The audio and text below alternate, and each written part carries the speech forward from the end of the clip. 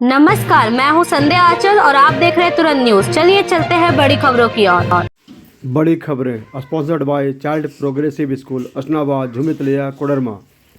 Assam police ने घुसपैठ के खिलाफ बड़ी कार्रवाई करते हुए श्रीभूमि जिले से 5 बांग्लादेशी नागरिकों को गिरफ्तार कर वापस सीमा पार भेज दिया है।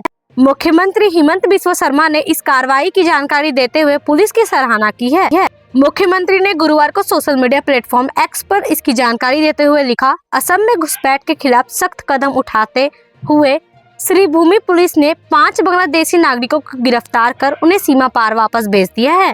गिरफ्तार किए गए घुसपैठियों की पहचान मोहम्मद ईमान मीरा, मोहम्मद नवीम अहमद, मियाजाकी मोहम्मद रसेल, अब्दुल कलाम मियां और मोहम्मद मुन्ना के रूप में हुई है। न्यूज एजेंसी की रिपोर्ट के मुताबिक मुख्यमंत्री ने इससे पहले भी घुसपैठ के मुद्दे पर कड़ा रुख अपनाते हुए कहा था कि पिछले 7 महीनों में 320 से अधिक घुसपैठियों को गिरफ्तार कर वापस भेजा जा चुका है। उन्होंने दोहराया कि असम सरकार राज्य को घुसपैठ मुक्त बनाने के लिए पूरी तरह प्रतिबद्ध है। गुजरात के जामनगर में भारतीय वायुसेना के जगुआर लड़ाकू विमान क्रैश में रेवाड़ी के रहने वाले फ्लाइट लेफ्टिनेंट सिद्धार्थ यादव शहीद हो गए। 28 वर्षीय सिद्धार्थ की 23 मार्च को ही सगाई हुई थी। वह इकलौते बेटे थे। 31 मार्च को वह रेवाड़ी से छुट्टी पूरी कर जामनगर एयरफोर्स स्टेशन पहुंचे थे। रेवाड़ी में जब इस घटना की सूचना मिली तो शोक की लहर दौड़ गई। कल सुबह उनका पार्थिव शरीर रेवाड़ी के सेक्टर 18 में पहुंचने की उम्मीद है। इसके बाद पार्थिव शरीर को उनके पैतृक गांव भारकी मजारा ले जाया जाएगा, जहां पूरे सम्मान के साथ अंतिम संस्कार किया जाएगा। अपने बच्चों के स्वर्णिम भविष्य के लिए चिंतित हैं तो अब घबराने की आवश्यकता नहीं है। आपके नज़दीकी शारदाम्बा शिशु विद्या मंदिर ताराटाट झूमी तिलैया, जो कि आधुनिक तकनीकी के साथ शिक्षा प्रदान करने के लिए तत्पर है और नए सत्र में एडमिशन जारी है।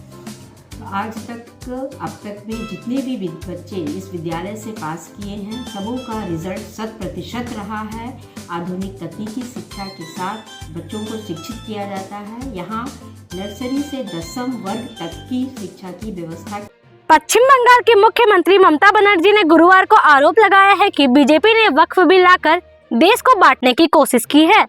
उन्होंने वादा किया है कि जब केंद्र में नई सरकार बनेगी और मौजूदा सरकार सत्ता से बाहर होगी तो इस बिल को रद्द करने के लिए एक नया संशोधन लाया जाएगा।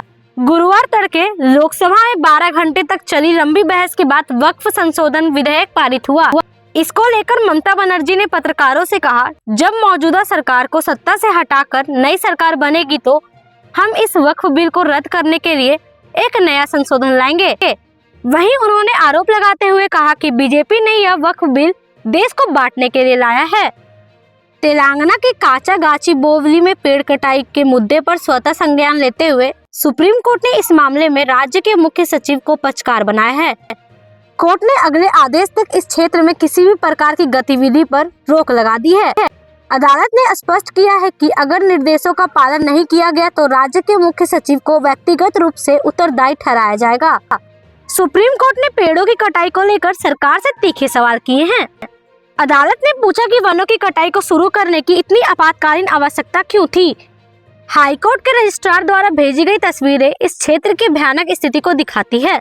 रिपोर्ट से स्पष्ट है कि बड़ी संख्या में पेड़ काटे गए हैं और भारी मशीनरी तैनात की गई है।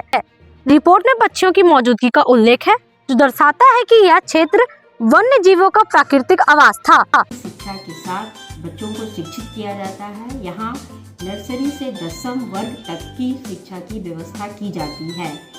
हमारे पास में smart class, computer lab, science lab, बच्चों के लिए बॉयज़ हॉस्टल फैसिलिटीज़, ट्रांसपोर्टेशन की फैसिलिटीज, सारी सुविधाएं उपलब्ध है। सुरक्षा के ख्यालात हमारे सभी क्लासरूम में CCTV कैमरा उपलब्ध है। बच्चों को अनुभवी एवं ट्रेंड शिक्षकों के द्वारा शिक्षा प्रदान किया जाता है।